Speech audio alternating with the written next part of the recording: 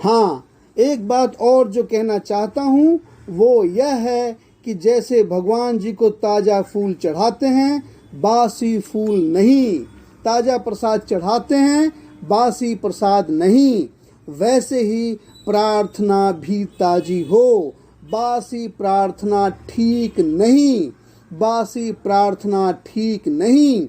हो सकता है मेरी यह बात समझना आज आपके लिए कठिन हो, पर धीरे धीरे इसे समझ लेंगे तो आपके लिए सर्वश्रेष्ठ होगा, आपके लिए सर्वश्रेष्ठ होगा।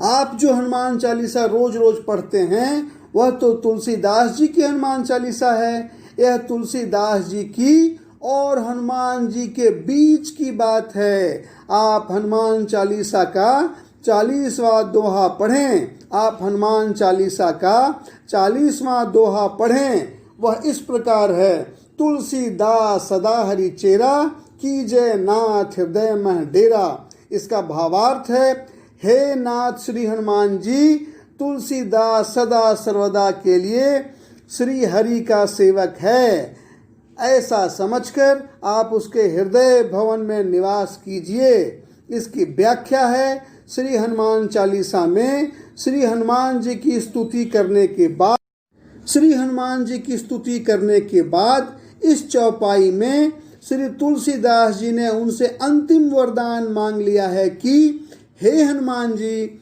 आप मेरे हृदय में सदैव निवास करें। हे हनुमान जी, आप मेरे हृदय में सदैव निवास करें। इस दोहे से यह बिल्कुल साफ हो जाता है कि इसमें लिखा गया नाम तुलसीदास है, इसमें लिखा गया नाम तुलसीदास है। यहाँ आपका नाम लिखा हुआ नहीं है, यहाँ आपका नाम लिखा हुआ नहीं है। इसलिए यह बिल्कुल ही हनुमान जी और तुलसीदास जी के बीच की निजी प्रार्थना है। इसलिए बिल्कुल ही हनुमान जी और तुलसीदास जी के बीच की निजी प्रार्थना है। यह हनुमान चालीसा उत्तम है, यह हनुमान चालीसा उत्तम है क्योंकि यह एक निजी प्रार्थना है, क्योंकि यह एक निजी प्रार्थना है। यही बात समझें, इसी बात को अपने हृदय में उतारें। प्रार्थना सदा निजी ही होनी चाहिए, प्रार्थना सदा निजी ही होनी चाहिए। प्रार्थना सदा आपके और भगवान जी के बीच का निजी संवाद होना चाहिए। प्रार्थना सदा आपके और भगवान जी के बीच का निजी संवाद होना चाहिए। प्रार्थना एक ऐसी बात है जैसे मीरा और कृष्ण भगवान बात कर रहे हों, जैसे मीरा और कृष्ण भगवान बात कर रहे हों, जैसे राधा और कृष्ण भगवान बात कर रहे हों, जैसे अर्जुन और कृष्ण भगवान बात कर रहे हों, जैसे हनुमान जी और राम जी बात कर रहे हों, जैसे तुलसीदास जी और हनुमान जी बात कर रहे हों। प्रार्थना बिल्कुल ही मेरे और भगवान जी के बीच की बात है। प्रार्थना बिल्कुल ही मेरे और भगवान जी के बीच की बात है।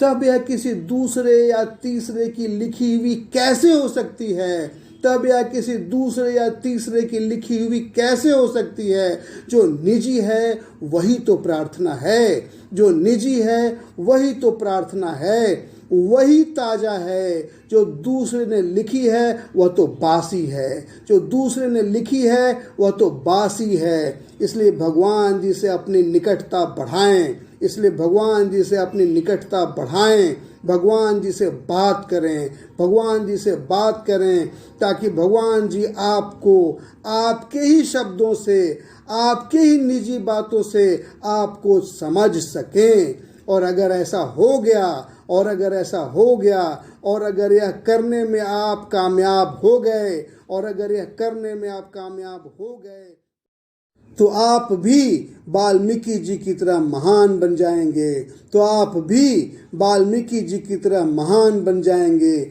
और एक दिन मैं भी आपके लिए लिखूंगा, मैं भी आपके लिए गाऊंगा कि वाल्मीकि जी की तरह ही, भगवान बुद्ध के तरह ही आप भी भय ब्रह्म समाना, आप भी भय ब्रह्म समाना।